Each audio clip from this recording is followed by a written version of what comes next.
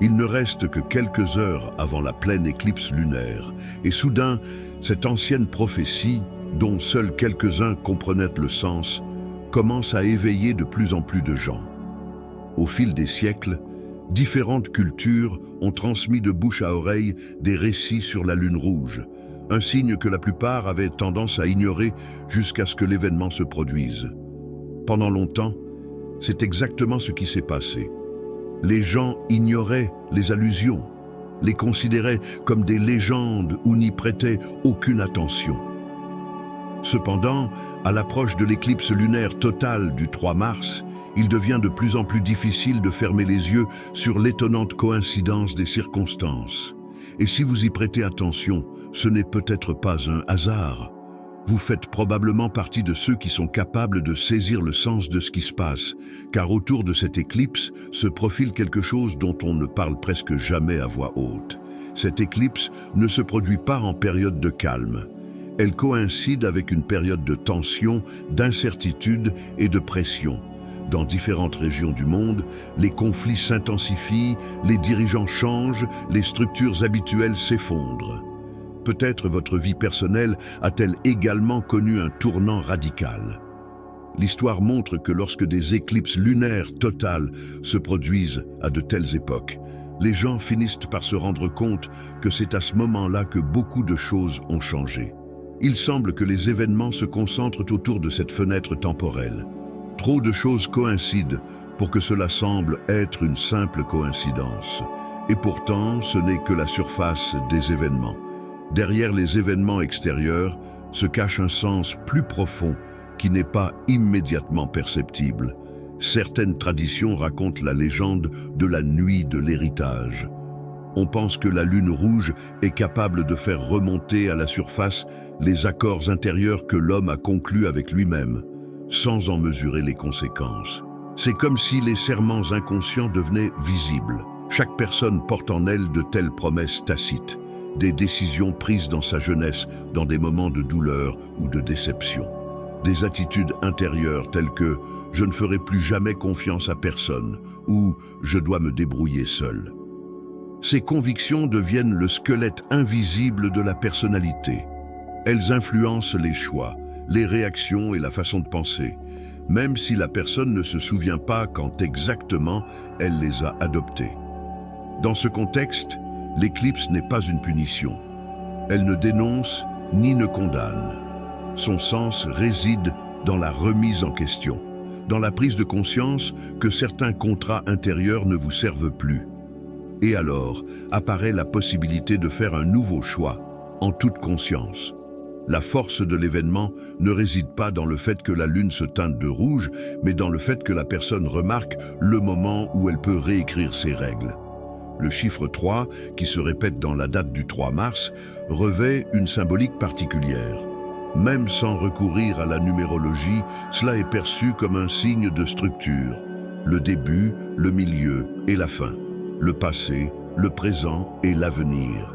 La pensée, la parole et l'action. Lorsque ces trois niveaux sont désynchronisés, on a une impression de chaos. Lorsqu'ils coïncident, on ressent un déclic intérieur, une clarté. Une telle éclipse est appelée code d'amplification. Elle ne prédit pas d'événements concrets, mais rend plus visible ce qui existe déjà. Si les pensées divergent des paroles et les paroles des actes, la tension intérieure devient palpable. Si, au contraire, il y a ne serait-ce qu'une petite cohérence, une impulsion de mouvement apparaît. Ce n'est pas de la magie, mais le résultat naturel de l'intégrité intérieure. Les civilisations anciennes avaient des attitudes différentes envers les éclipses. Beaucoup les craignaient, y voyant des signes avant-coureurs de catastrophes. Mais certains avaient une approche différente. Par exemple, les représentants de la culture maya étudiaient les éclipses avec une précision étonnante. Ils ne paniquaient pas, mais calculaient les régularités, analysaient les cycles et comparaient les faits. Pour eux, une éclipse ne signifiait pas la fin du monde. C'était un moment où ce qui était caché devenait visible. De la même manière, les anciens astronomes de Babylone enregistraient les éclipses lunaires, les associant à des changements politiques et à des remaniements au sein du pouvoir. Il considérait que les éclipses ne créaient pas d'instabilité, mais ne faisaient que mettre en lumière des fissures déjà existantes.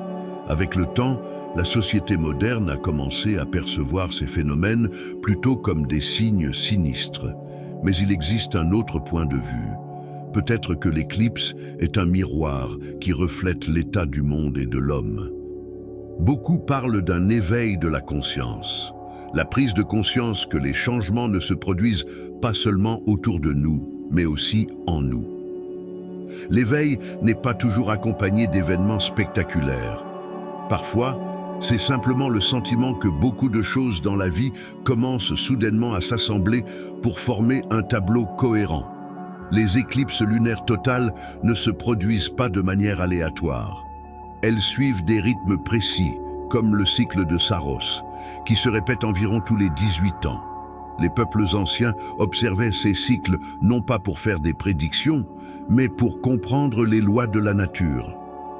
Si l'on retrace les précédentes apparitions d'éclipses de la même série, on constate qu'elles coïncidaient avec des périodes de remise en question des valeurs et de changements sociaux. Il ne s'agit pas de mysticisme, mais d'une observation de la façon dont la tension s'accumule, puis atteint un point de rupture.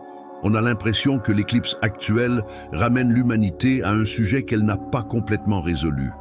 Lorsque le cycle se répète, cela ne signifie pas que le passé se répète. Il s'agit plutôt d'une chance de terminer ce qui a été commencé d'une manière différente. Il est intéressant de noter que la peur autour des lunes de sang est souvent alimentée par les médias. Les titres sont souvent alarmants, créant un sentiment de menace. Cependant, historiquement, la peur a été un outil de contrôle. Les dirigeants pouvaient utiliser ces phénomènes célestes rares pour renforcer leur pouvoir ou marquer une pause temporaire dans les conflits. Tout le monde ne cédait pas à la panique. Certaines cultures percevaient l'éclipse comme un test de lucidité. Ceux qui restaient calmes et observateurs étaient considérés comme sages. La capacité à ne pas céder à la peur devenait un signe de force intérieure. Pendant l'éclipse, une ombre tombe sur la Lune, mais cette ombre est terrestre. Il ne s'agit pas d'une intrusion extérieure, mais du reflet de la planète elle-même. Si l'on regarde cela de manière symbolique, on peut y voir un rappel. Parfois, ce qui semble être une menace extérieure est en fait le reflet de nos propres processus. La Lune est souvent associée aux émotions et à l'intuition. Lorsque la Terre cache sa lumière, cela peut être perçu comme un moment d'ancrage des sentiments. Non pas une destruction, mais un rééquilibrage. La réalité intervient en quelque sorte et aide à séparer les faits des exagérations. L'éclipse du 3 mars peut être considérée comme une réinitialisation émotionnelle. Elle ne punit ni ne réprime. Elle donne l'occasion de regarder ces expériences sous un autre angle. Lorsque le bruit des pensées s'apaise, il devient plus facile de voir ce qui est vraiment important. Pendant la phase complète, la Lune ne disparaît pas. Elle reste en place, mais elle est éclairée différemment. La lumière du soleil traverse l'atmosphère terrestre et la teinte de reflets rougeâtres.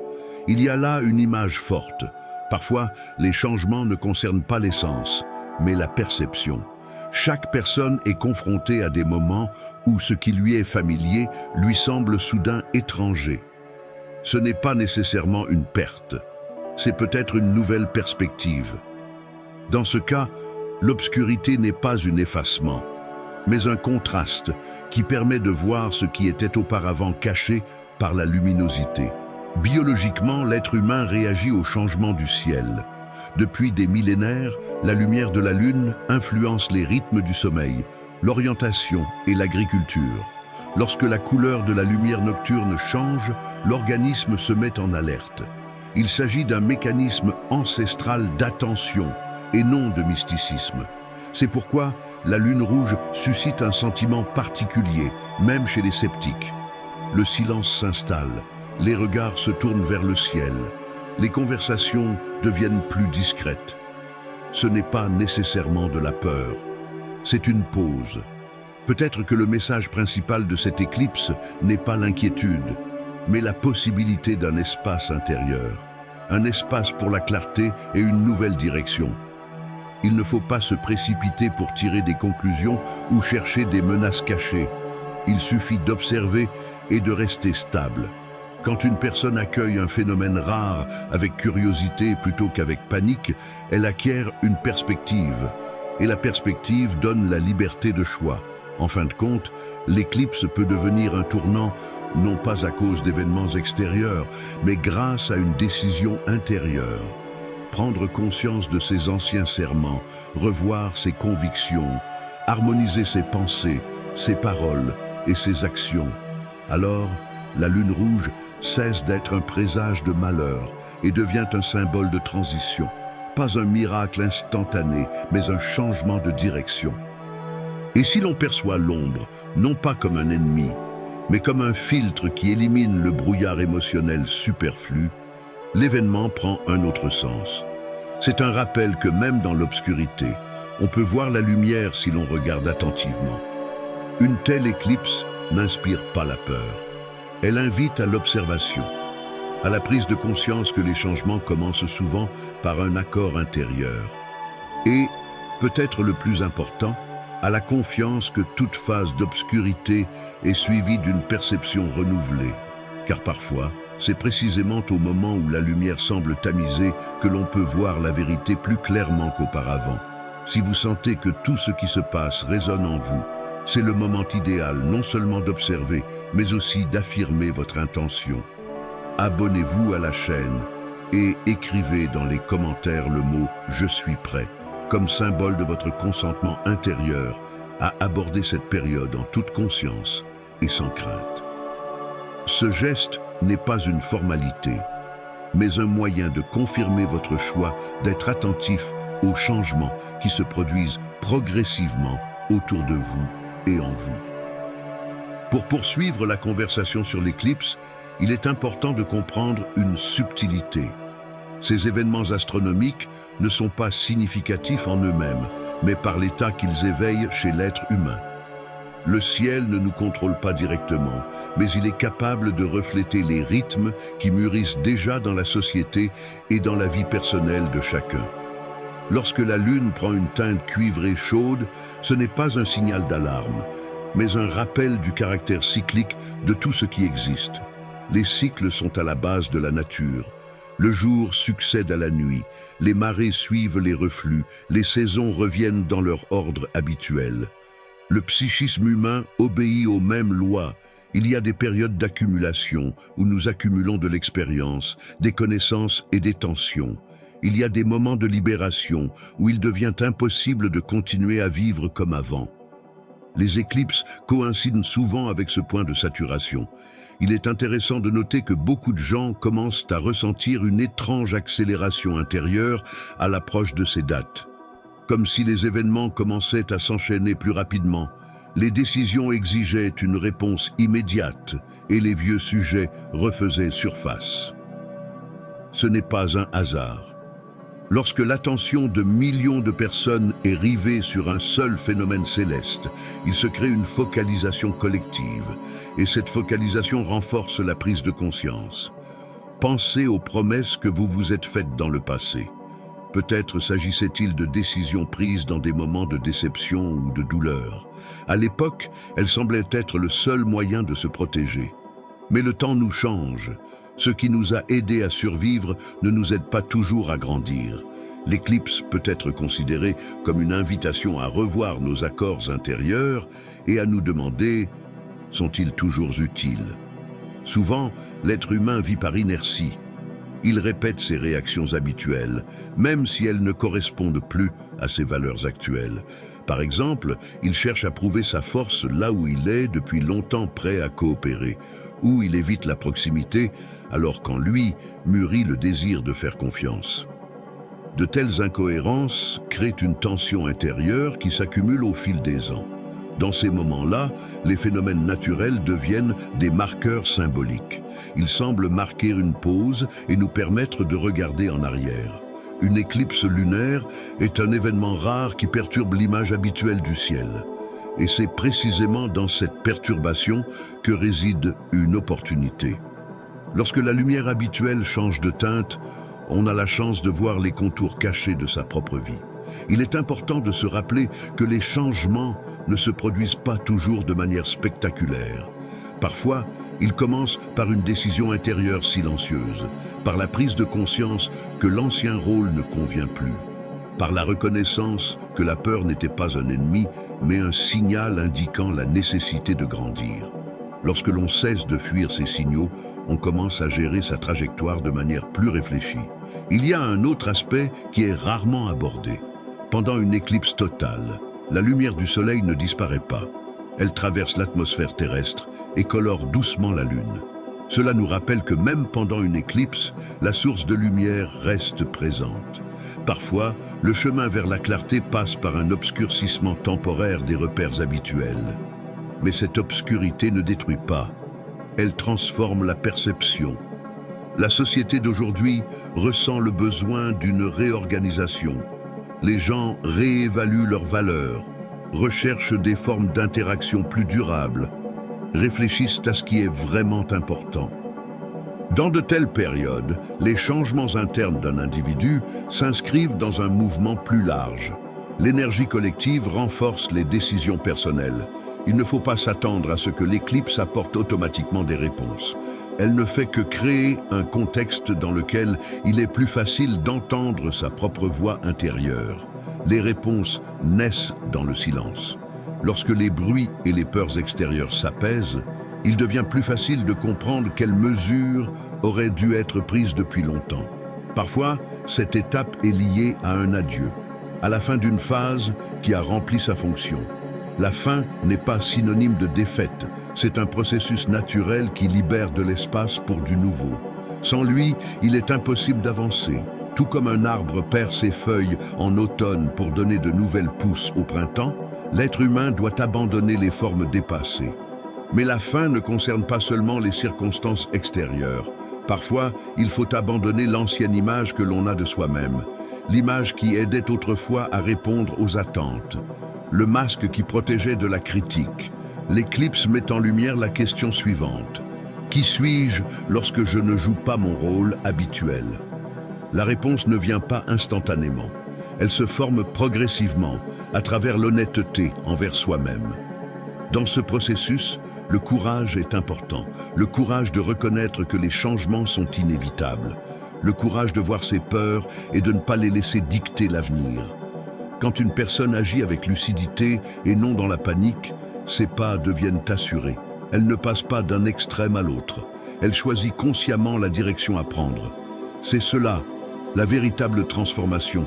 Non pas un bond brusque, mais un virage mesuré. Observez votre état d'esprit pendant les jours qui entourent l'éclipse. Quelles pensées reviennent?